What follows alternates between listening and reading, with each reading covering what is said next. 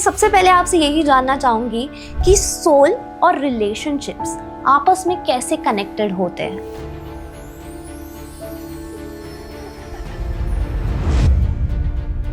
इस दुनिया में कोई भी चीज नहीं है जहां पर एक रिलेशनशिप ना हो।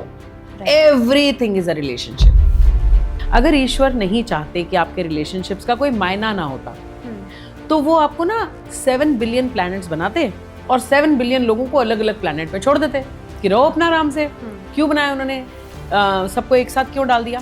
क्योंकि गेम थी। लेकिन हम हमेशा इस चीज़ से कंफ्यूज होते हैं कि जो भी हमारे कर्मास हैं या कार्मिक रिलेशनशिप है वो हमारे रोमांटिक रिलेशनशिप से ही डिनोट होंगे। Right. And that is really wrong I guess. कुछ जो भी चीजें आपको दूसरों में ट्रिगर करती है ना, वो हमें देखने की जरूरत होती है। वो हमारे अनहील्ड ट्रॉमा होते हैं। मैम, इसमें इनर चाइल्ड का क्या रोल रहता है? क्योंकि जो आप ट्रिगर्स की बात कर रहे हो, जो आप अनहील्ड ट्रॉमास की बात कर रहे हो, वो इनर चाइल्ड के ही तो ट्रॉमास हैं। और जब कोई मैरिज में आ रहा है, जब कोई एक रिलेशनशिप में आ रहा है, तो शायद वो यही चाहता है कि उसका इनर चाइल्ड जो है वो प्रोटेक्टेड रहे। बचपन में उसे उस तरीके से प्यार नहीं मिला या टच नहीं मिला या बिलोंगिंगनेस वाली फीलिंग नहीं मिली, या उसने अपने घर में अब्यूज देखा and the child did not feel safe. So अब वो अनहील्ड बच्चा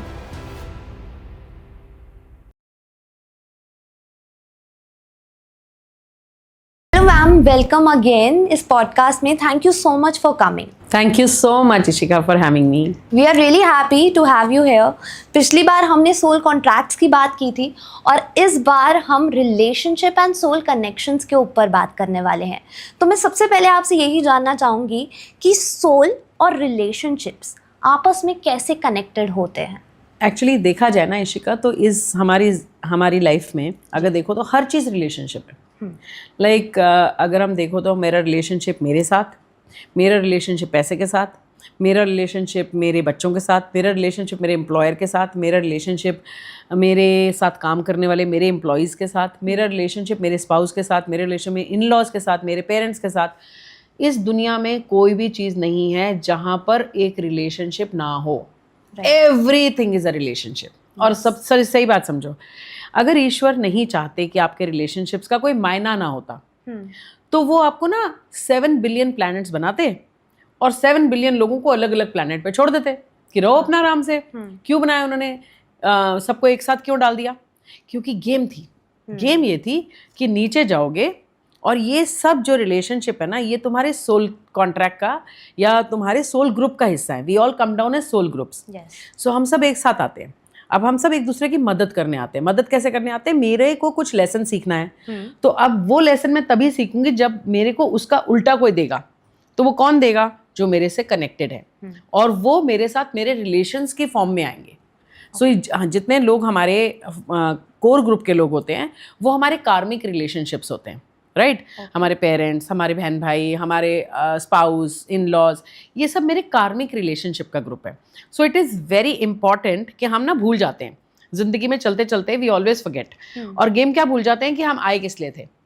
और आए इसलिए थे कि ये सब रिलेशनशिप्स के साथ रहकर को एग्जिस्ट करके मैं को क्रिएट करना सीखूंगी। क्रिएशन तब होगी जब मैं इनके साथ को एग्जिस्ट करना सीख जाऊंगी। So that was the game. ठीक है। और इन सब के साथ रहकर मुझे अपने कार्मिक, जो भी मैंने अपने लेसन सीखने हैं, जो भी मुझे कार्मिक डेट है मेरे, वो सब मुझे कंप्लीट भी करने हैं और इनके साथ ही रहकर मुझे कुछ नया भी सीखना है। ये सब मेरी हेल्प कर रहे हैं फॉर माई अपग्रेडेशन। पर प्रॉब्लम क्या होती है कि जीते रहते रहते ज़िंदगी में आगे बढ़ते बढ़ते हम ना फ्रेंड्स को और लोगों को बहुत अहमियत देने लगते हैं। स्ट्रेंजर्स को, आजकल तो सोशल मीडिया में कितने स्ट्रेंजर्स को हम हम लाइक ये वो, और हम उसी दुनिया में हैं। इनफैक्ट हमें प्यार भी कौन सिखा रहा है? आजकल तो हमें रील सिखा रही हैं कि प्यार क्या होता है। राइट। हमें इन्फ्लुएंसर बता रहे हैं कि what is love. Right. So all this we are learning from outside. हम कहीं ना कहीं ये भूल गए कि ये जितने भी लोग हैं ना, ये सब डांसर्स हैं बैकग्राउंड में। हमारे साथ जो मेन लीड है ना, वो तो हमारे कार्मिक रिलेशन है।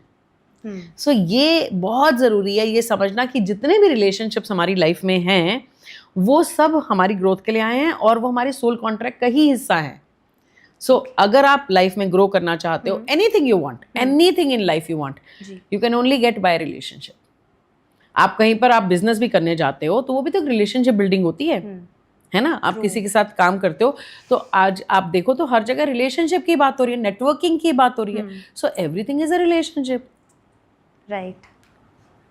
हम हमेशा ना इस चीज़ से कंफ्यूज होते हैं, जैसे आपने अभी पार्टनरशिप वाला बताया, बिजनेस पार्टनर्स या आपके स्टार्टअप पार्टनर्स, लेकिन हम हमेशा इस चीज़ से कंफ्यूज होते हैं कि जो भी हमारे कर्मास हैं या कार्मिक रिलेशनशिप है वो हमारे रोमांटिक रिलेशनशिप से ही डिनोट होंगे, right. And that is really wrong I guess.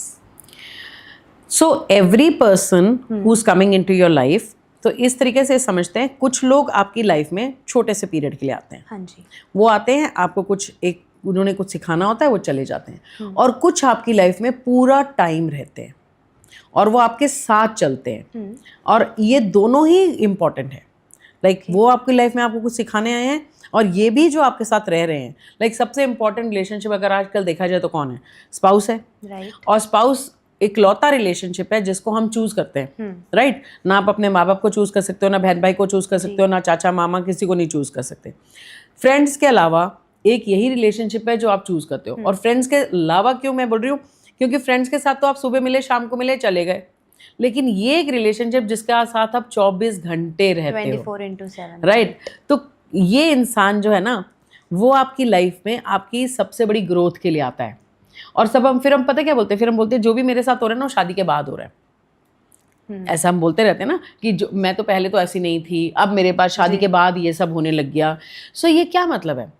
ऐसा क्यों हो रहा है कि शादी के बाद सब कुछ क्यों निकलने लगता है? तो समझने की बात है कि पहले ना आपको ये सब चीज़ें ना आपको ट्रिगर नहीं करी थी। ये सब आपकी when you were growing up तो आपकी प्रोग्रामिंग हो रही थी जी। आपने आपके कुछ चाइल्डहुड ट्रॉमास थे, आपकी लाइफ में कुछ कुछ हुआ था, आपने कुछ बिलीफ्स बनाए, आपने कुछ चीज़ें देखी, आपकी कुछ वुंडिंग थी फ्रॉम योर चाइल्डहुड, अब्यूज़ था, फिजिकल अब्यूज़ था, मेंटल अब्यूज़ था, सेक्शुअल अब्यूज़ था। उन सब का एक ट्रॉमा बॉडी, आपकी एक पेन बॉडी, एक ट्रॉमा क्रिएट हो रहा था, राइट।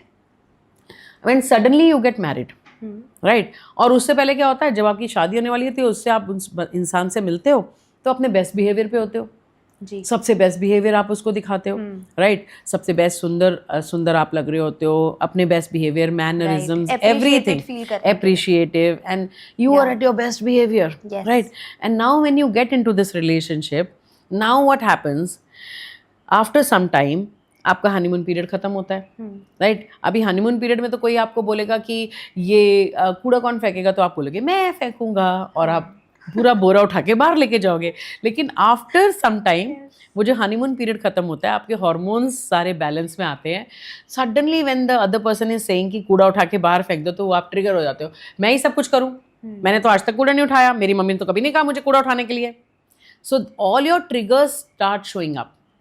आपके सारे ट्रिगर्स, जो चीज़ें आपके अंदर अनहील्ड होती हैं, वो सब आपको दिखाई देने लग जाती हैं। तो इसको ऐसे समझते हैं जैसे कि जो भी चीज़ें आपको दूसरों में ट्रिगर करती हैं ना, उसको ऐसे समझना चाहिए कि वो आपके अनहील्ड वुंड्स हैं। इट्स लाइक कि जैसे समझ लो कि यहाँ पर एक बहुत बड़ा बॉक्स है और उसके ऊपर बहुत सारे सॉकेट्स हैं। सो कुछ सॉकेट जो है उनके ऊपर ढक्कन नहीं लगा है, तो उनमें से करंट आ रहा है। तो वो जो करंट आ रहा है ना, वो इसलिए आ रहा है क्योंकि वो अनहील्ड पार्ट्स हैं। सो इसीलिए आपके अंदर से जो भी चीज़ें आपको दूसरों में ट्रिगर करती है ना, वो हमें देखने की ज़रूरत होती है, वो हमारे अनहील्ड ट्रॉमा होते हैं। मैम, इसमें इनर चाइल्ड का क्या रोल रहता है? क्योंकि जो आप ट्रिगर्स की बात कर रहे हो, जो आप अनहील्ड ट्रॉमास की बात कर रहे हो, वो इनर चाइल्ड के ही तो ट्रॉमास हैं। और जब कोई मैरिज में आ रहा है, जब कोई एक रिलेशनशिप में आ रहा है, तो शायद वो यही चाहता है कि उसका इनर चाइल्ड जो है वो प्रोटेक्टेड रहे। एक बच्चा जब पैदा होता है, उसकी कुछ नीड्स होती हैं। पहली होती है सेफ्टी, सेकेंड होती है लव, तीसरी होती है टच, चौथी होती है बिलोंगिंगनेस। सो ये 4-5 कुछ नीड्स होती हैं, to be appreciated, acknowledged, right.